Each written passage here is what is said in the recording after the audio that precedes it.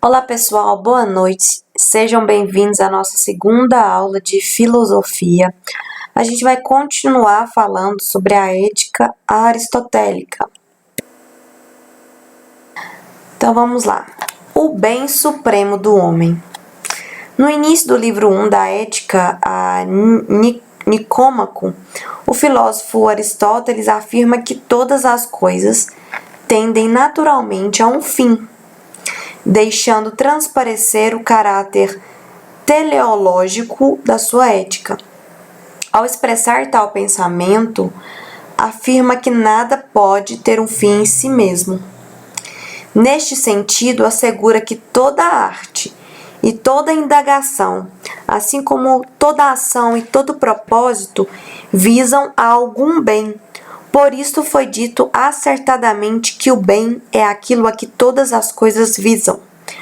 Todas as ações humanas e todos os fins particulares a que elas correspondem tenderão a um fim último, o bem supremo. Embora tal fim seja particular, está endereçado e ao mesmo tempo conectado com um fim último que transcende o particular e se realiza como um bem maior desejado por todos. Segundo o filósofo Aristóteles, se há então para as ações que praticamos alguma finalidade que desejamos por si mesmas, sendo tudo mais desejado por causa dela, e se não escolhemos tudo por causa de algo, se fosse assim, o processo prosseguiria até o infinito, de tal forma que nosso desejo seria vazio e vão. Evidentemente, tal finalidade deve ser o bem e o melhor dos bens. Mas, aliás, que bem é esse? O que é o bem supremo do homem para Aristóteles? Toda ação precisa ser direcionada, levando em consideração esses telos para o qual tudo tende. Mas o que seria esse fim último na concepção aristotélica? Para o filósofo grego, tal fim é identificado como sendo a felicidade. Ela é o bem supremo que todos os homens desejam. A felicidade, no sentido aristotélico, é entendida como sendo o maior bem do homem e é identificada como a arte do viver bem e de fazer o bem. Neste sentido, ela é o único fim que não visa a outro. A felicidade é valiosa e deve ser considerada como a maior virtude que desperta o humano para a arte do viver bem e com sabedoria.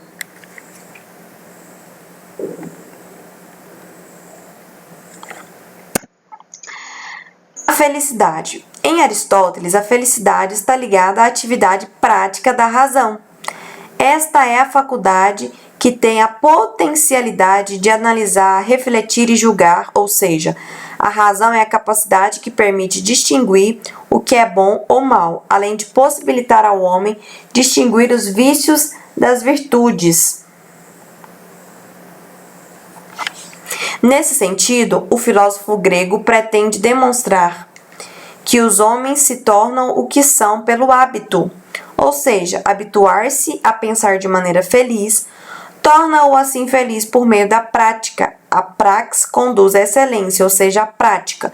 Então, para Aristóteles, a felicidade está totalmente ligada à razão, está totalmente ligada à prática de hábitos. Se você não tem o hábito de viver como alguém feliz, você começa a praticar o hábito, então se torna feliz.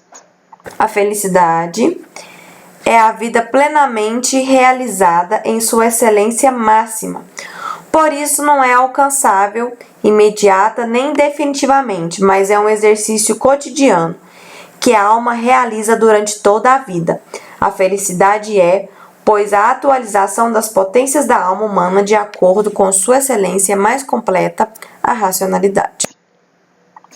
Temos agora um vídeo do Carreira em Foco sobre a felicidade, segundo Aristóteles. O que será que Aristóteles tem a nos ensinar sobre a felicidade?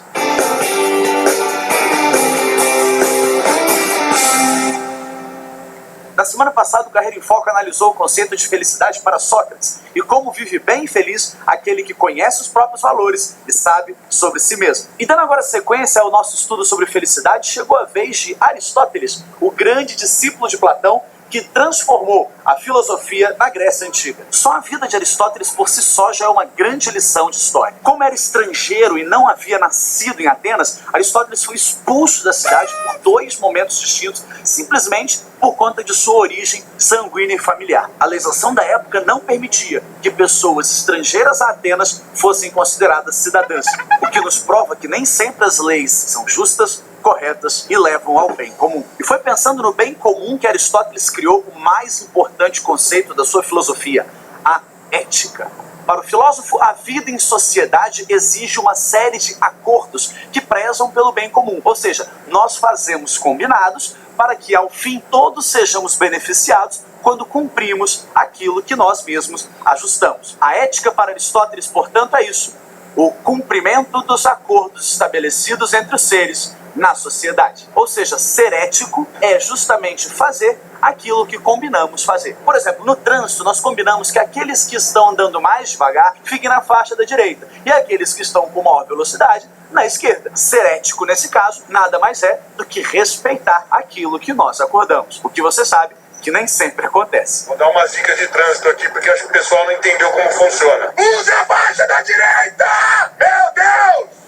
Não é tão difícil! Quando eu sou ético, eu estou preservando o interesse da comunidade. E quando sou antiético, estou pensando somente em mim. Para o filósofo, portanto, o primeiro passo para uma vida feliz é a ética, porque nos leva à boa convivência social e cotidiana. Quando eu preservo a sociedade, eu também serei preservado. Afinal, fazemos parte do todo, do corpo coletivo. Então, cada um cumprindo a sua função ética nos leva a uma vida melhor, a uma vida feliz. Agora, além da ética, Aristóteles também criou um conceito fundamental para a felicidade, a virtude. No nosso dia a dia, nós podemos praticar ações que são exageradas ou que são deficientes. Para Aristóteles, a vida boa é aquela em que nós ficamos no meio termo, no equilíbrio entre o excesso e a falta de alguma coisa. Dá uma olhadinha nessa tabela, por exemplo. Nela, o filósofo expõe uma série de ações que são virtuosas na coluna do centro, exageradas na coluna da direita e deficientes na coluna da esquerda.